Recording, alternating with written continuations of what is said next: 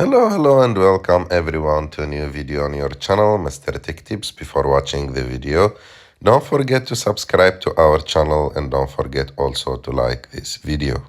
In today's video, I will show you how to increase subtitle size in Netflix and how to make the subtitles looks larger. So to do this, it's very simple. You have just to go and open your Netflix account. Wait a little bit. After that, click on My Netflix.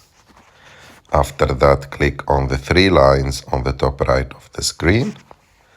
After that, go and click on Account. And click on the link on the top of the screen. Click on Continue. Click Manage Account. You have to log in, of course, with your username and password. Click Sign In. And after that, click View All Settings. Scroll down a little bit until you find Edit Settings.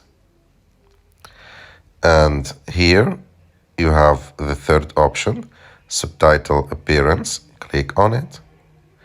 And as you can see here, you can control everything about the subtitles. You can choose the size of it from the second option. So you may find it small.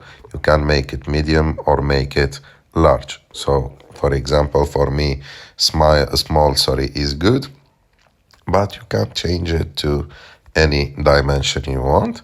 And after that, you have just to go and click on Save.